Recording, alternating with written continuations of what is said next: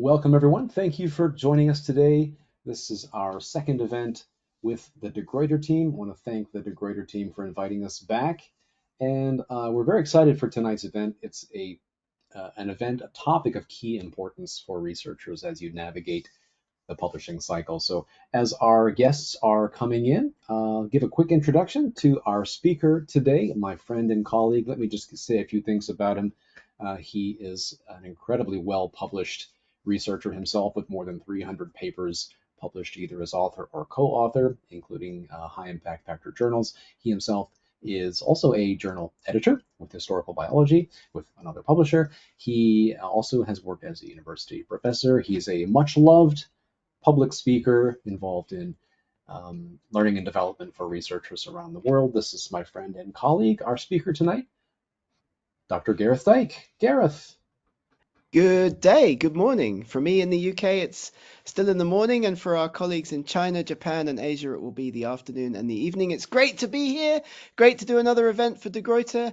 Scott and I have worked together for a number of years. Scott's an expert instructional designer, course leader, and we are putting together lots of courses and events and training for friends around the world, publishers like our friends and colleagues at De Gruyter. Scott, how are we doing today? Everything's going well, I think. Fantastically well, and we're excited. We've got good signups for tonight's event, so we're really looking forward to meeting our guests tonight. And just a shout out to our attendees. Feel free to engage with us in the chat. If you have comments, please share them with us. We will be taking your questions, and we have a special guest from De Gruyter today who's going to be joining us. We'll introduce her a bit later. She's going to be here to answer your specific questions about submissions to De Gruyter journals and anything else publishing related. So we're super excited. Feel free to share your questions and comments with us. As I said, we'll be taking questions later in the event, so don't be shy. Engage with us. We're here to work with you and help to maximize your publishing, particularly with the fine journals at De Gruyter. Gareth, how about yourself? How's everything going with you today? Perfect. Yeah, not too bad. It's great to see so many colleagues joining us. And as Scott was saying, do put any questions, any comments, any feedback into the chat. There'll be lots of time for Q&A at the end of this event today, but we do welcome your feedback. We're going to be running a number of polls and interactive spots over the course of our event today, so you'll have the chance to give us your feedback, get involved, and of course, ask any questions that you might have. And this is one of our favorite webinars to run, right, Scott? Talking about journal submission and peer review, one of those sticky issues that lots of colleagues around the world often have questions, often have issues with. Exactly. It's maybe not the sexiest topic in the research publication cycle, but it's probably one of the most important ones. In fact, maybe one of the most important decisions that you'll make throughout the cycle, and it will really impact your time to publish and almost everything else related to your publishing experience. So, journal selection and submission are of absolute importance. Absolutely. And if you were joining us for our earlier De Gruyter event, you'll have learned a few things about effective English language communication. If you didn't see that event, do put your email in the chat. If you weren't with us for the first of these sessions, we'd love to hear from you anyway. Do tell us, put your email in the chat, and we'll be giving you access to that recording also as well. I think we're about ready to get started. Scott, what do you think? Journal submission and peer review? Sounds good. Fantastic, Welcome, everyone. fantastic. Fantastic stuff. Great to see everybody. And do put any issues, any questions, any comments, as we've been saying, into the chat box. Thank you so much for joining us today. We're going to be talking in our event today about three very closely related aspects of the submission and peer review process. We're going to begin before you start to make your submission. So, things to think about before you put your paper into that journal submission system, before you send your article off to one of those fantastic De Gruyter journals. Then we're going to talk about how you can submit your paper more effectively. Some tips and tricks and insights, both from our experience training researchers around the world, but also from talking to editors at De Gruyter and also our own editorial experience, how you can submit your article into a De Gruyter journal more effectively. And then thirdly, we will talk briefly about how you can expedite, how you can speed up how you can make that peer review process quicker and more effective. So things to know before you submit: how to make an effective submission, and then once your paper is in the journal submission system, how you can speed up, how you can make that peer review process a little bit faster. And all of these tricks, all of these tips come from our experience working with researchers, working with journals, working with publishers, and writing and publishing articles ourselves. So let's get going. Let's have a think initially about what you should know about, things to know before you make your next submission to one of those De Gruyter journals. And as we've already mentioned, these sessions are intended to be interactive. So Scott will be back, popping up here and there. We'll be running polls, we'll be asking you questions, and you should please put questions and comments into the chat box at any point. Right, Scott? Many questions that researchers have about these kinds of issues, these kinds of topics, writing and publishing and understanding the submission process. So absolutely, here are some things to think about before you make your next submission to a journal. First of all, journal selection, which is an issue that we're going to talk about in a great deal more detail in a later session that we're doing with De Gruyter, picking an effective journal. STM journals like Nanophotonics, like Pure and Applied Chemistry, or Humanities and Social Sciences journals like Cowrie, which is a journal of comparative literature and culture. But this is the first stage, journal selection. And many researchers don't think about their journal before they start to write, which is a mistake. They write the paper and then they start to think, where am I going to submit this paper? Which journal am I going to choose? Take it from us, take it from our experience that having a journal in mind before you start the writing process extremely speeds up the process of getting your work effectively published. So we'll begin by talking about journal selection. Then let's talk a little bit about pre-submission inquiries, writing and talking to editors before you make the submission to try to line up an effective journal for your study. And then also, very common question that researchers have about this process, pre-submission: should I be using, could I be using a preprint server? And what is a preprint server and how that will help or potentially help my research journey. Now, Scott and I, as I mentioned, we work with researchers all over the world, taking people around the academic writing and publishing cycle from the different stages. And you're probably listening to this thinking, hey, I have several projects on the go as an active researcher. I'm at several of these different points within the academic publishing cycle. You might have a paper currently going through peer review. You might currently be thinking about journal selection.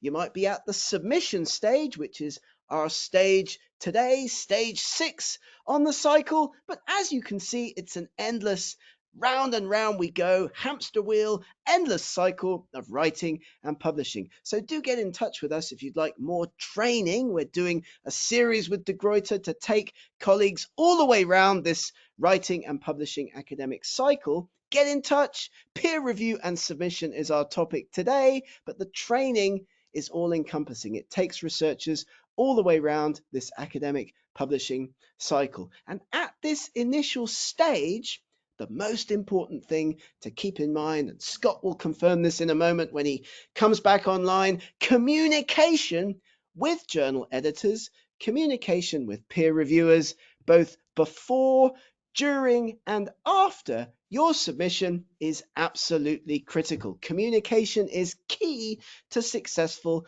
or speeded up, I should say, academic publishing. Dear sir, dear madam, many thanks for asking whether we'd like to publish your paper, but unfortunately we can't. The good bits were not original, and the original bits were not good. We see this all the time, don't we, Scott? Lack of communication in the initial stages of writing and publishing, going into that submission component of the process. Absolutely. And I think we're going to share with our guests some of your secret tips and tricks later, Gareth, for communicating early with journals. So if you are thinking of submitting to a De Gruyter journal, you're not sure about how to approach them, we've got some tips and tricks for you coming up a bit later. So very important to keep the communication open from the earliest stages of your submission and even before your submission. Absolutely. So successful academic publishing depends on being able to navigate this publication cycle. It depends on being able to manage the publication process. Depends on being able to talk effectively to your editor, to your peer reviewers, and to the people managing your submission at the journal editorial office. Did you know that 80% of academic papers get rejected because of perceived issues, in particular in the methods section? This particularly, of course, refers to those STM papers, those science, technology, medicine, and mathematics papers. We'll talk a little bit about humanities and social sciences a bit later in our training today, but you need to have checked, as we talked about in our first session with De Gruyter, particular aspects of your paper before you make your submission. Editors and peer reviewers, when looking at incoming submissions, they often worry that if there's not enough information in the methods section, then you're hiding something or there's something incomplete about the research. So one of the top tips, one of the main things to do before submitting your paper is to check, in particular, that methods section to ensure that another colleague, another researcher, another friend in your own department or co-worker in your subject area can understand what you did and understand how they can repeat what you did in your study. Because of course, as we'll talk about a little bit later as well, peer reviewers always or very often come into the peer review process with a negative mindset. They try to look for issues with academic papers. If you know about this, you can of course anticipate it, right, Scott? We've seen this a lot with papers that we've guided people through the submission process with. Absolutely. And I think it's time for one of our first poll questions. Gareth, what Yeah, do you think? 100%. This Yeah, is one let's of do our it. favorite questions. Yeah, one of our favorite questions to ask our guests. So I'll put this question into the chat and feel free to type your answer if you think you know the answer. So here is our question. You can see it in the chat window. Question number one, when is the best time to select a journal for your paper? A, before writing your manuscript. B, while writing your manuscript.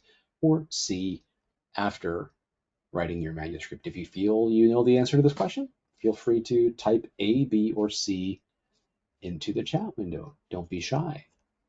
I've known so many researchers who write the paper, they write up a paper, it looks great, it's fantastic, they're ready to start thinking about where to submit it. They haven't yet thought about which journal they're going to send it to. And that, as we talked about before, can be a bit of a mistake, because you don't have a journal in mind, but you've got a paper written. That's a key thing in academic publishing. That's true. I think intuitively we think the answer is C. We've got our manuscript together, everything is, nipped and tight and everything looks perfect.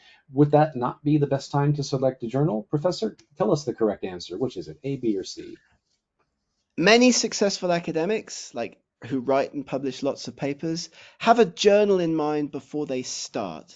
They know what their message is, they know what the key takeaway is from the research that they've done, and then they start, before writing the paper, then they start to target a journal. And in a moment, we're going to talk about how you can do this effectively, but they know what the key message is, they know what the takeaway is from the article that they've written, from the research that they've done, and then they're starting to look for a journal. Then they're starting to write to editors, they're starting to make those pre-submission inquiries, they're starting to get some interest back from the journals before they start to write. So in answer to Scott's question, the best time to select a journal is before you begin to write up your study. That's A, before you write your manuscript, because we know from experience, Scott and I, talking to researchers around the world, lots of different questions about how much information to put into the different sections. What should I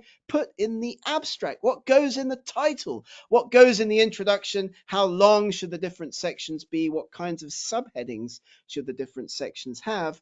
If you've got a target journal in mind, if you've selected a journal to which you intend to submit your paper before you start to write, you can answer many of the questions that researchers have by looking at example papers in your target journal. So, where do successful researchers writing and publishing in your research area go with their results? Have a look at their websites, have a look at their CVs online. Which leading journals are available to you in your subject area where other researchers are writing and publishing? And make a list.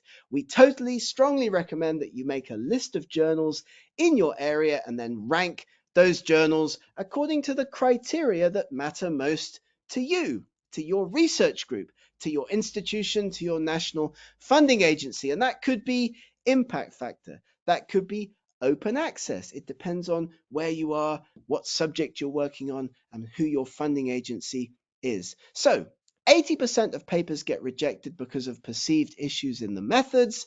Editors and peer reviewers worry that if there's not enough information in the methods, you're hiding something. Peer reviewers tend to look for issues. If you know this, you can anticipate those problems, those issues in advance. And let's be open when we write those papers about our strengths and weaknesses. Because if you're open in your article, in your writing about what your study could not address, then that helps with the peer review process. It's a positive aspect of the writing when peer reviewers look at your paper and come in to try to find issues. You can anticipate problems that peer reviewers may raise with your article in the writing and publishing process. So, as Scott was saying, in terms of journal selection, never start to write until you've decided on a target journal or set of target journals. Every journal's different. They've got different scopes, audiences. Will you be writing a full article? Will it be a letter, a rapid communication? You can learn, hopefully with the help of De Gruyter colleagues, with our training, to self-evaluate your study and see whether it would be suitable for submission to a particular journal. Talk to colleagues. Make those pre-submission inquiries. Go in there and list those journals that would be suitable for your research. Check which journals your international colleagues are submitting their papers to. Make a ranked list of 5 or 10 key journals in your field. We would also always recommend that you aim high. Aim high. Go for those journals with higher impact factors. If you get rejected, which unfortunately, as you probably already know, is a bit of a fact of academic life, you can then rework the paper, take on board the comments that you get from peer reviewers, look at the positive ones, and submit your paper again to another journal, the next one in your ranked list of targets. But as we've already mentioned in this training session today, inappropriate journal choice is another key reason for what we call desk rejection at those academic journals. So, pre-submission inquiries, you can send those to as many journal editors as you like, as we'll talk about in a moment. And also, what about preprint servers? These are another good way to get your work out there into the community of like-minded researchers, get comments and feedback, and also help to find a journal. Often that's something that people are using preprint platforms for, putting their work out there onto a preprint platform, and then journal editors will come to you and ask you about whether you'd be interested in making a submission to their journal. So, you've got your study done, you've collected all your results, you know what the key takeaway is, and that, by the way, is something that comes with experience. As a researcher, as a young researcher, you can talk to your supervisor, talk to your colleagues in your department, the message of your study, the key takeaway of the research that you've done. It's now time, before starting to write up the study for publication, to write to journal editors. Target them with pre-submission inquiries. And at the end of this event today, we'll be giving you an email template, right, Scott, that anybody can easily fill in, send off to journal editors, and get their feedback on whether they would be interested in seeing your research submitted to their journal.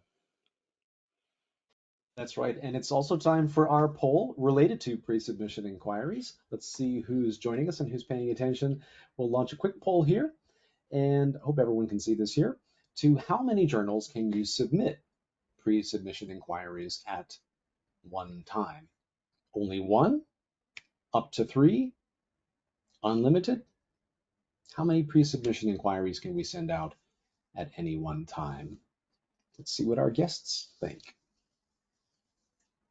And I'll just mention again that we've got an email template that we'll be sharing with everybody at the end of this webinar that you can cut up, you can change, you can modify, but it gives you the basic shape of the kind of email that you could be sending, you should be sending to editors to ask them, would you be interested in seeing my research submitted to your journal? Okay, answers still coming in hot. I think our poll is mostly answered now. So let's share the results. So let's see, 26% of our guests said only one journal at a time, 17% said up to three journals at a time, and 57% of guests said correctly, unlimited. You could send as many pre-submission inquiries as you want. Isn't that right, Professor?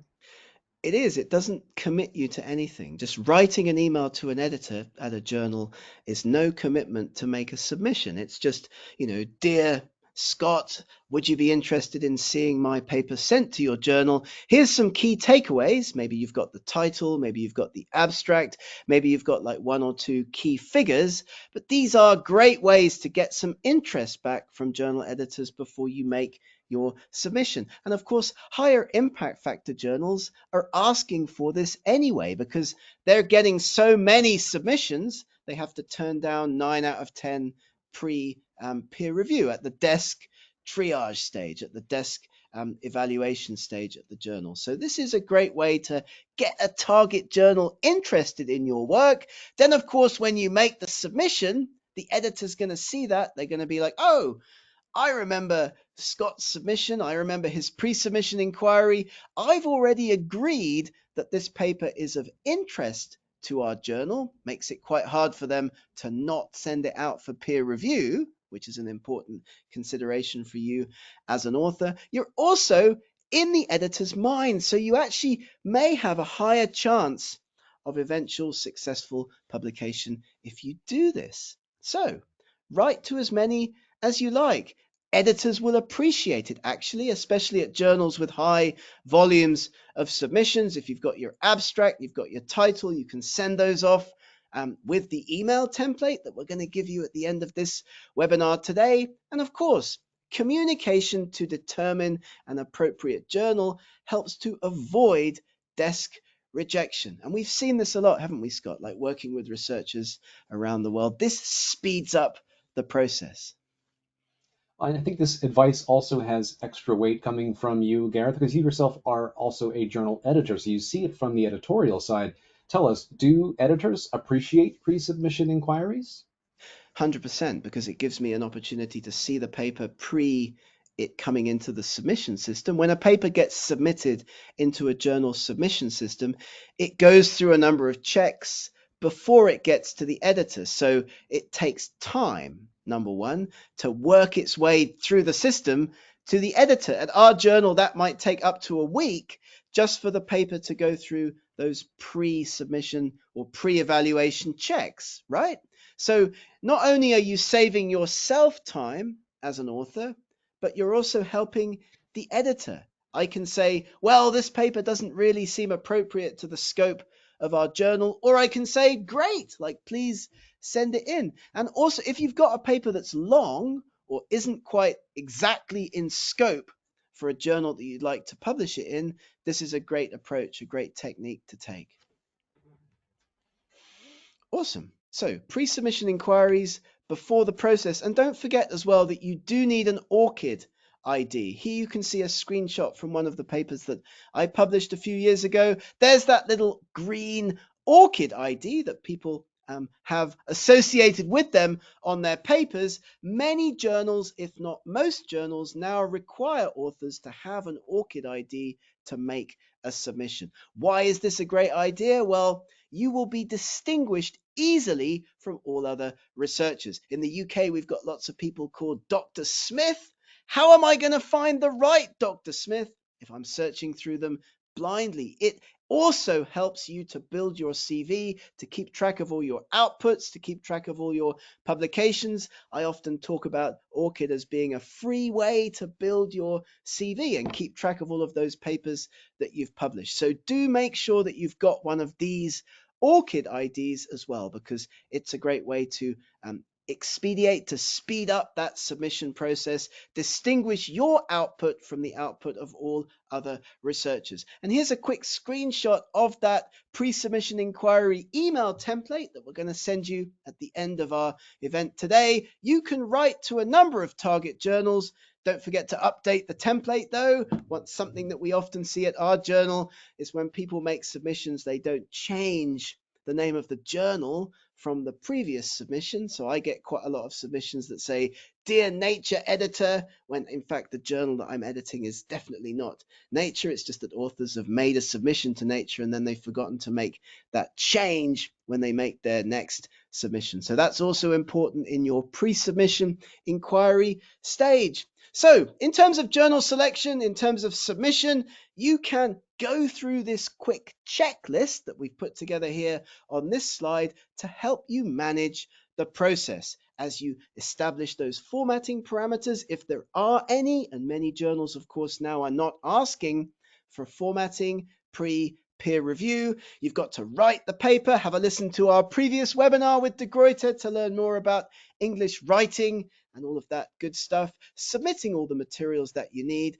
and then understanding, and this is often a big issue for researchers around the world, understanding the manuscript submission system. So depending upon the publisher, depending upon the journal, a different submission system will be used potentially. So it's well worth taking a little bit of time, maybe asking us or maybe doing some research online to see about how the submission system that you're going to be using, Manuscript Central, ScholarOne, Editorial Manager, Open Journal Systems are the three big ones around and about in the publishing industry, how they work and what specific information, specific details you need to have in place before you make your submission. And again, we are here, we're able to help with that. So just get in touch with us if you'd like more information about how to use a journal submission system. Our colleagues at De Gruyter have training and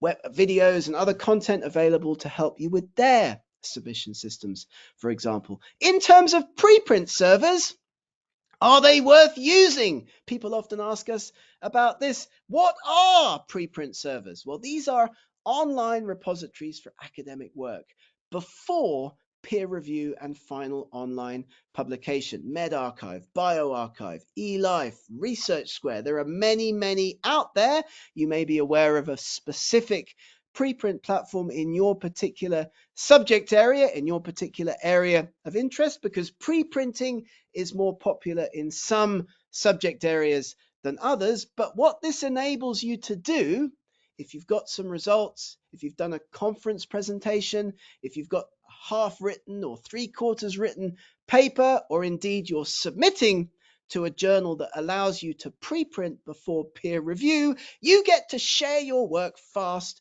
with other interested researchers. Peer review can happen in an open way if that's appropriate, if that's part of your journal's aims and scopes. And journals, as I mentioned already, come to preprint platforms to select articles that they may then be interested in publishing in their journals. So this is a great way to get your research out there, to get your research seen, to get your research visible to lots of other colleagues in your subject area. And as I'm sure we'll talk about in our Q&A a little bit later, your priority and author IP, intellectual property, are protected on a preprint platform. Often it's a better idea to preprint, especially let's say if you've just done a conference presentation containing lots of unpublished or new results. You get that Creative Commons license, you get that document object identifier, that DOI, stamped onto your preprint. It's citable.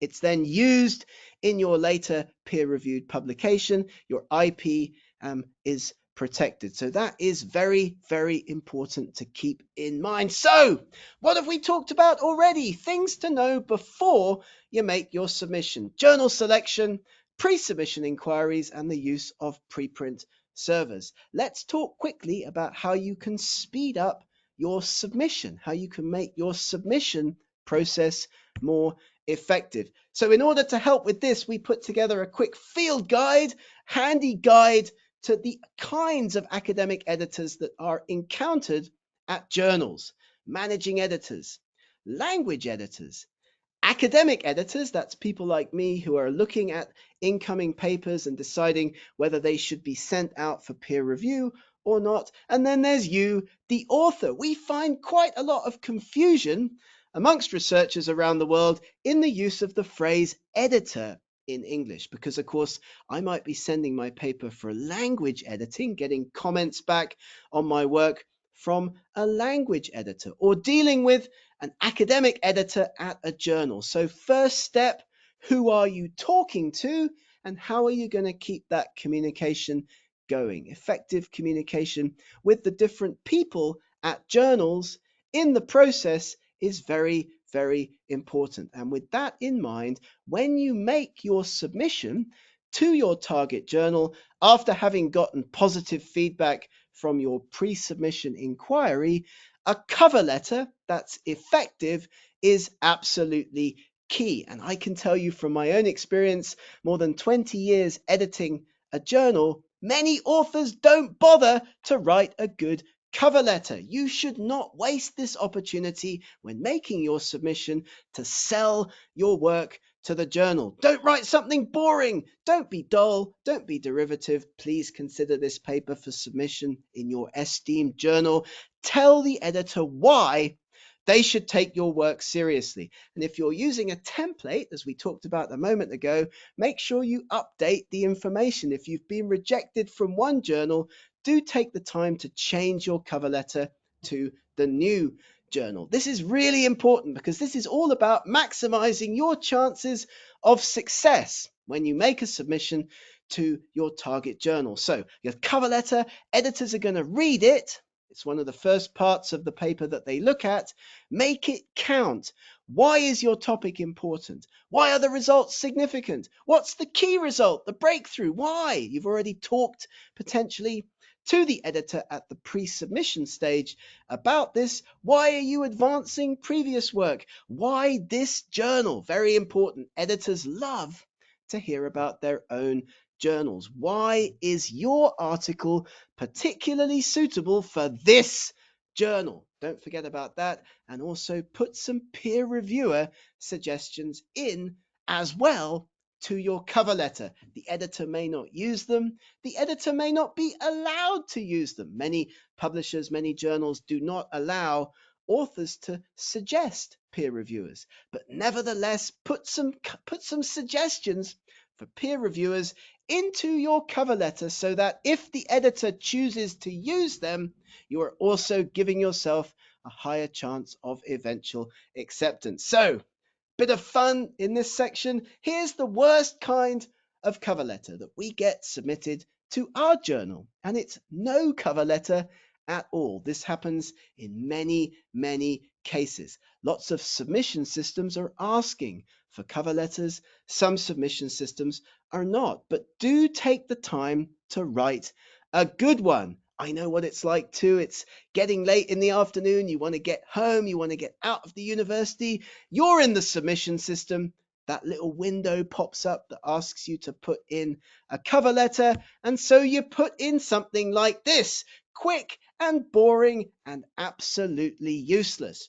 Dear editor, please find our paper enclosed, which we hope you will find interesting. It's not giving the editor any useful information about the study. It's not going to advance your publication success. It's not going to help your paper to have the best possible chance of eventual acceptance.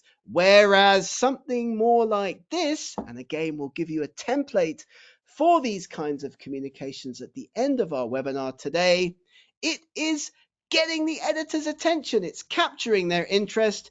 Please find our work enclosed. It does this.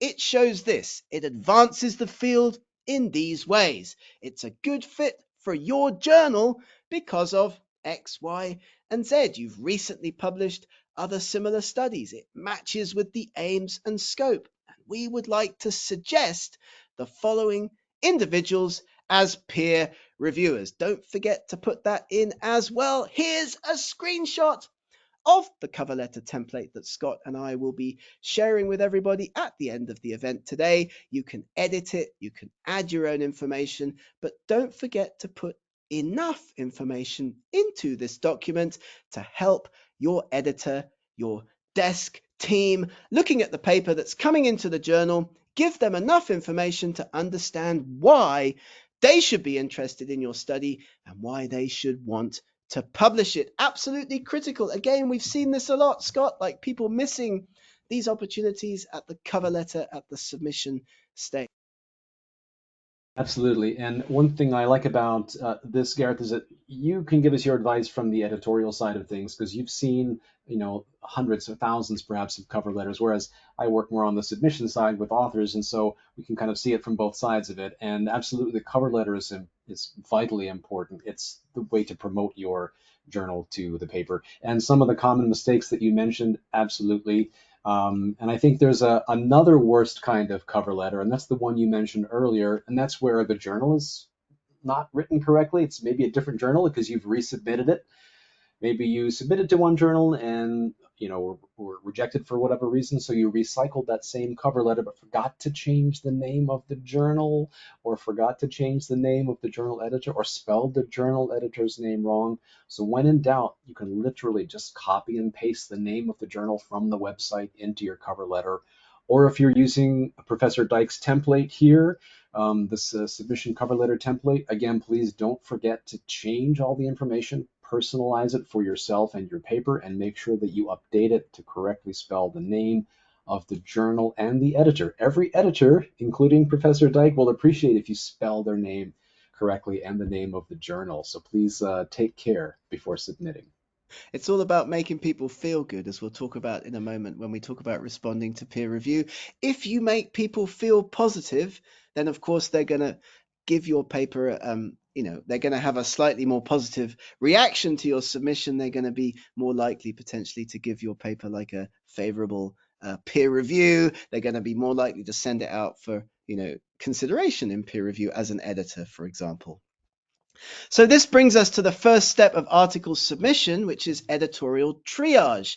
Desk editors look at incoming submissions and they think, does this paper fit with the journal scope? Does this paper have a clear message? Remember, we talked about that a little bit earlier. You need to know what your message is before you select a journal, before you start to write, before you put in those pre-submission inquiries to editors. Is this work original? Is it important? Is it true? And is it relevant to our readers? Very important last point there. Will the readers of my journal that I'm editing, will they be interested in reading this study? That's key because obviously editors are thinking about their own readership. They want to make sure that as many people as possible read and cite the papers that they accept. So that's important too. You've got to sell yourself to get through this initial editorial triage stage. Higher impact factor journals want to maintain those higher rejection rates. And this is why, again, making pre-submission inquiries is very, very important. So in terms of the actual submission itself, again, we've put together for you a quick checklist talking about the three main submission systems that publishers use, coordinating your login information, linking that through your ORCID ID is the best way to do this, and thinking about what you need to have on hand when you make a submission to a journal. So just have a quick look at this checklist. Of course, everybody listening to this today will get access to a recording, so you can come back and look at these slides again in the future. But wasting time, getting confused in the submission system, having to write to editors for help with the submission system can be a difficult issue to deal with as an author, but also as an editor. Right, we've talked about what to know before submission. We talked about how to submit, or some tips for submitting more effectively. Let's spend the last few moments that we have together today talking about how to speed up the peer review process. And this is again based on our experience, and all of it comes back to communication. Writing to editors, how you talk to them, how you communicate with them is important. Where's my paper? I've waited 2 months. Looking forward to an immediate reply is a bit rude. It's a bit aggressive. It's a bit curt. Dear editor, I'm writing to ask if I can do something to help speed up my recent submission to your journal. Give the number. Give the submission date. Give the manuscript submission system number if you have that information to help the editor find your paper in their system. Can I make some suggestions for additional peer reviewers? Can I do something to help you with the process? Giving something back to the editor, being polite, communicating effectively will obviously help your paper. If you're aggressive, if you're rude, if you're demanding, then maybe the editor won't be quite so willing to help you. They won't be quite so willing to spend their time looking for your paper in their submission system. And keep in mind that many editors at journals are also busy research academics working at universities. So they've got lots of other things to do as well. So being polite, communicating effectively is very, very important. And don't forget to keep this in mind as well when comments come back on your paper after peer review. Once reviewed, of course, the comments that you get, and the editor will see the comments that you get. They'll also see lots of other comments potentially coming from the reviewers that you may not get to see as an author. But these, of course, determine the likely acceptance of your article, as Amy Nixon will be discussing in a moment when we bring her in for our Q&A session. Will you get major comments? Will you get minor comments? Will the editor be decisioning on the paper, or will it be going back to the same peer reviewers? If you get comments that are saying things like comprehensive changes are needed, major changes are needed, then probably your article will go back again to the same peer reviewers, or at least they'll be given the opportunity to look at the paper again. So keeping that in mind, who you're talking to with your comments is important. Be comprehensive, be polite, show the editor that you're taking this process seriously. Having all those materials ready and persevering with your paper is also very important, as you make sure that your article has the highest possible chance of success. So there are ways to write when you respond to peer reviewers. I do not think the reviewers understand my point. It is not necessary to change this because the reviewers don't understand my study. We simply do not have that data. Repeating our experiences would not actually change the conclusion. There are ways to write things, even if you disagree with those review comments, that make everybody feel positive about your work. Thank you for the valuable comments. This valuable insight is much appreciated. These comments significantly enhanced the quality of our work. Even if you feel that they didn't, it might be worth saying some of these things to keep everybody happy. The reviewer has correctly pointed out. We acknowledge, we concur. We would like to thank the reviewers for their hard work on the study. And so, effective responses in peer review can really help. Reviewers spend time working on papers, and so, of course, they like to be acknowledged for that. We'd like to thank the 2 reviewers for the considerable time and effort they devoted to our work.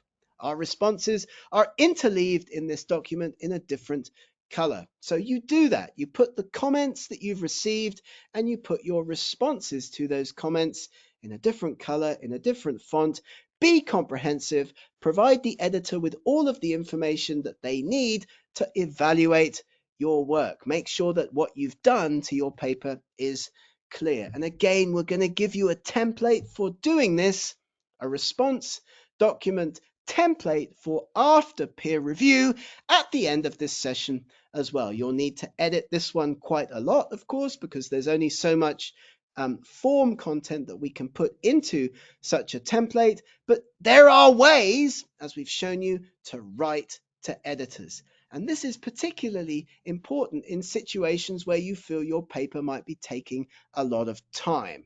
I'm sorry to bother you. I'm writing in regard to my article.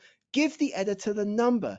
Ask for more information. Provide suggestions for additional peer reviewers. Writing and asking after about 6 or 8 weeks if your paper's been in peer review is a good idea. We talk to researchers all the time who've waited for a lot longer than that, and they're not prepared to communicate.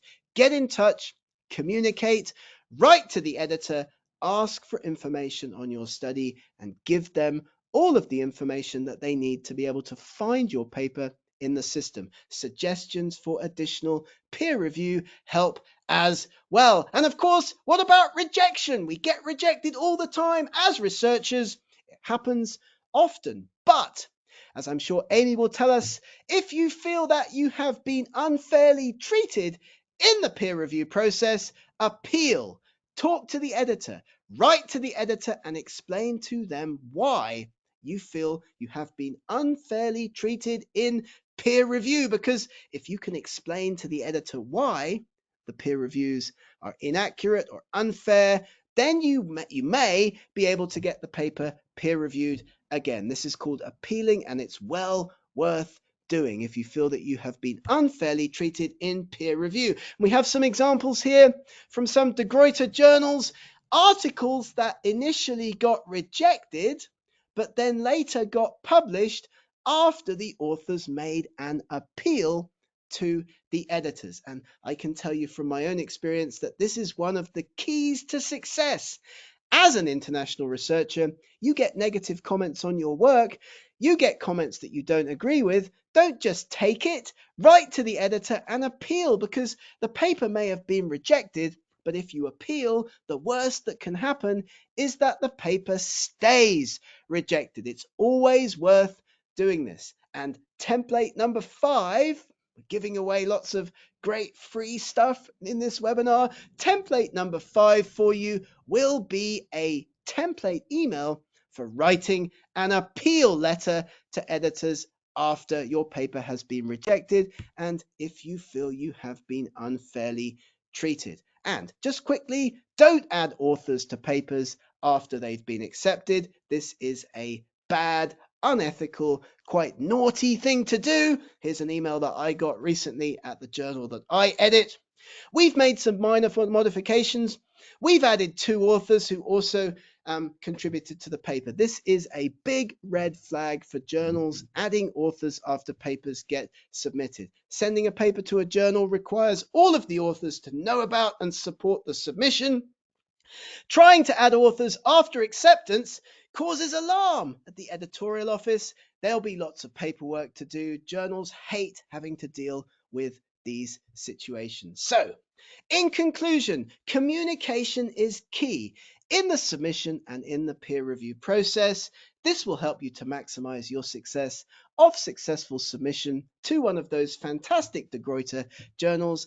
Any questions or any issues, we are always here to help. You can just ask us at any time. You can get in touch with Scott and I at any time. You can get in touch with the other De Gruyter colleagues. And with that, I think we'll hand over and we have some time for Q&A. We've talked about what to know before submission, how to submit more effectively, and how to speed up the peer review process. Scott, how are we doing?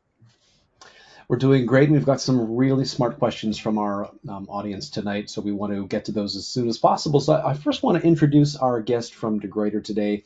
We're really pleased to have Amy Nixon, who's Senior Journal Manager with De Gruyter, joining us today. And welcome, Amy. Thanks so much for joining us. Hi, thank you, Scott. Thank you, Gareth, for a great session. It's just really nice to be here with you all today. Thank you. And we've got a couple of De Gruyter specific questions, actually. And our first question is from one of our guests. And the question is, what field does De Gruyter Journals publish within? And our guest says, I'm in the medical field. So can you give us just an overview, Amy, of some of the fields and disciplines covered by De Gruyter Journals?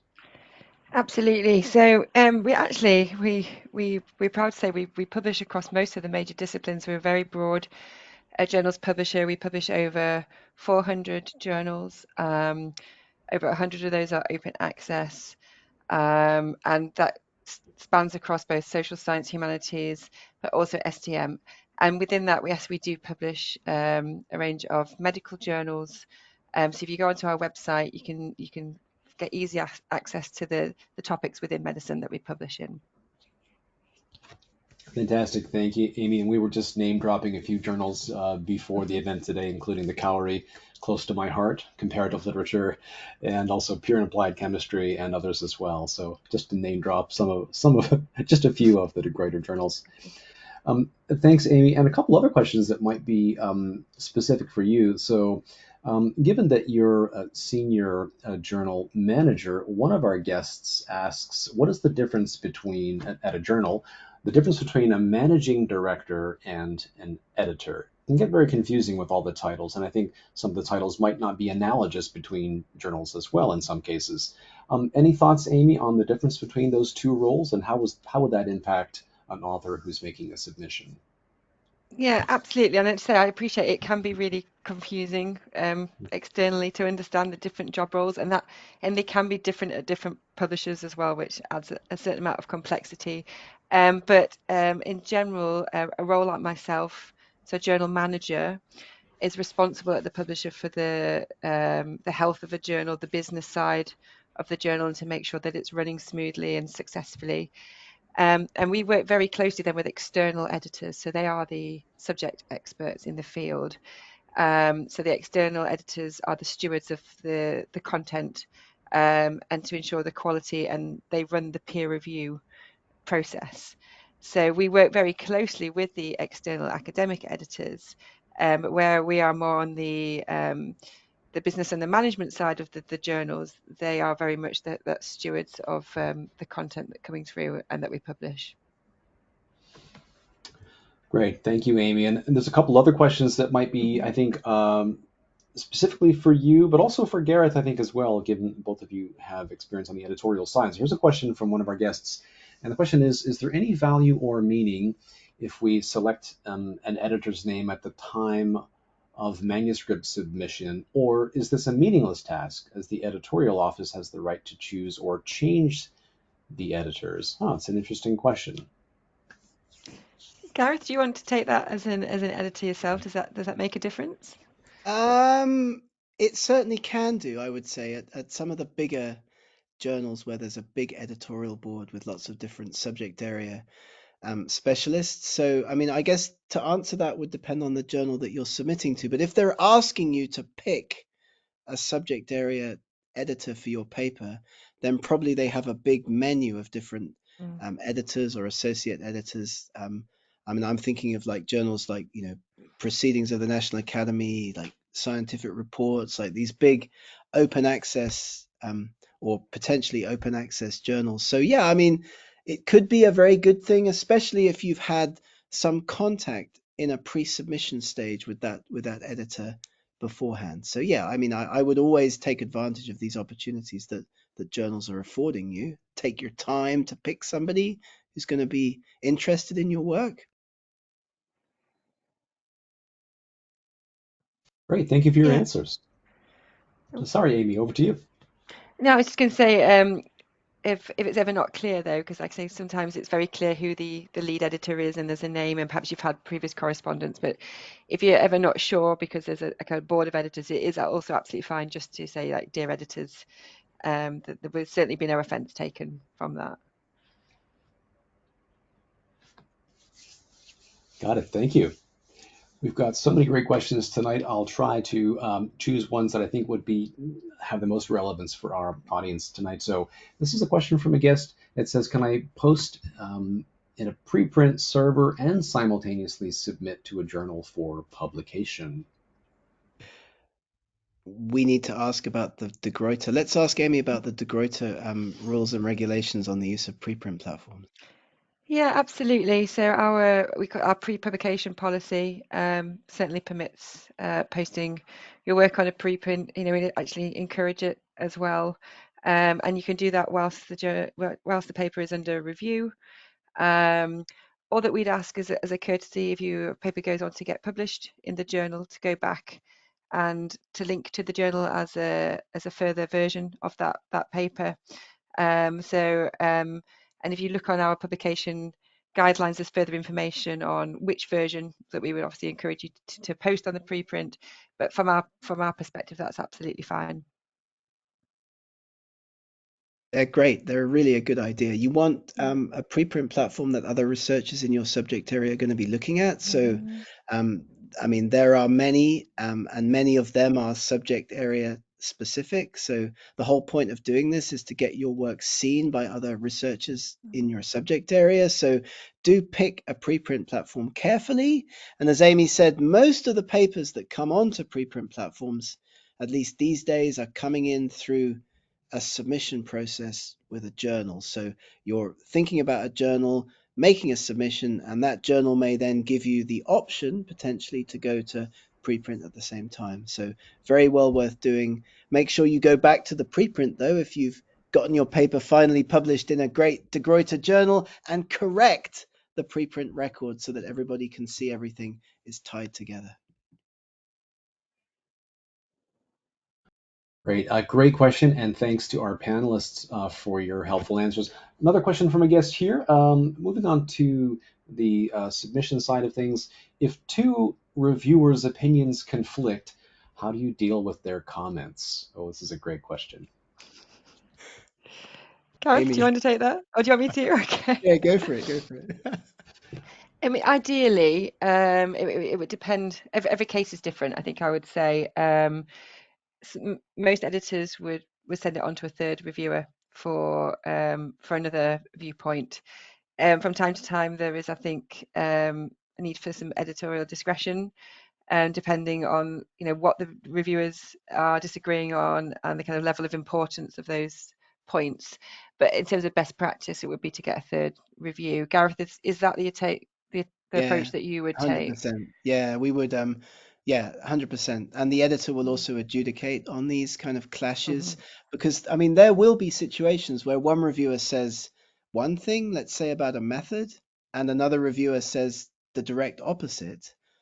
And in that case, the editor will need to take a third reviewer, get some further feedback, and or give the author some instructions about what they think should happen next with the article, because otherwise the author will be looking at the review comments and thinking, well, how am I going to correct this if the reviewers are saying directly opposite things? If you see that in a set of reviews that come back to you as an author, then don't invest time yourself trying to figure out what to do.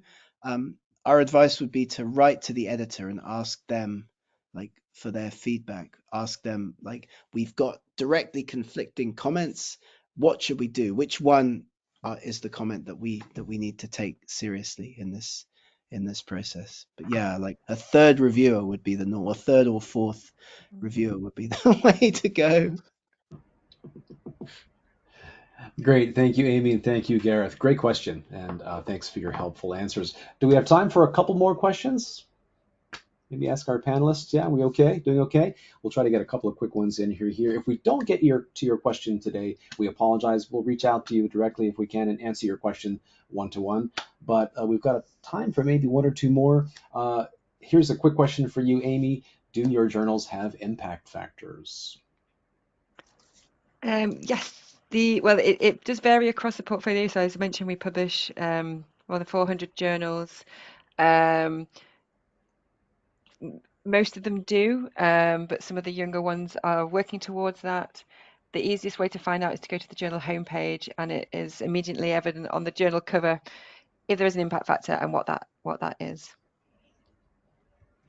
Wonderful. Thanks so much, Amy. Another quick question here, a great question, which I think we'll deal with in an upcoming event. When we get to our ethics event, we'll deal with this question, but the question is an important one for submission. how can we avoid predatory journals? Obviously not De Gruyter, but there are some bad actors out there. Any advice for authors if they're not submitting to a De Gruyter journal, but they are looking at some other options? How can they avoid some of the predatory publications out there? Any quick thoughts for our audience? Yeah, I mean, I appreciate this is a growing concern for researchers. It's getting harder, I think, to determine between some predatory journals and not. There are some great tools and resources out there. I think of one off the top of my head, Think, Check, Submit, which gives you a really nice logical checklist of things to run through to bring up any red flags. But I think also personally, I would advise if you're not sure, ask a colleague, ask your supervisor for advice, just to double check that where you're submitting your work and investing your time is a legitimate source. Gareth, would you add anything to that? 100%. Like Think, Mm, Check, Submit is a great resource. Yeah, it's mm, difficult because we get lots of emails all of the time. And well, really, one of the key things that predatory journals do is they spam you with lots of emails, like asking you for submissions, asking you to be a journal, guest editor and things like that. So yeah, it's tricky, but yeah, talk to your colleagues, talk to other researchers, look at, the COPE guidelines, Think, Check, Submit, like, you know, but yeah, take time over the journal selection process, I think is the key piece of advice that I would give. Like, yeah. Fantastic. Thank you so much to our attendees for taking time to join us today. And thanks so much to Amy from De Gruyter and the whole De Gruyter team. And as always, Professor Dyke, thank you for all of your insights. I always learn so much joining these events with you. And just again, a big thanks to everyone. Any final thoughts from our panelists, from Amy or Gareth, to our guests today before we sign off? Gareth, do you want to go? well, thanks everybody, and thanks very much, Scott, for hosting the event so expertly as always. We'll see you in the next one in about a month's time. Yeah, thank you everyone for attending. It's been a great session. Thank you, Amy. Thank you, Gareth. Thank you. Goodbye, everyone, and thanks for joining. Bye. See you at the next one.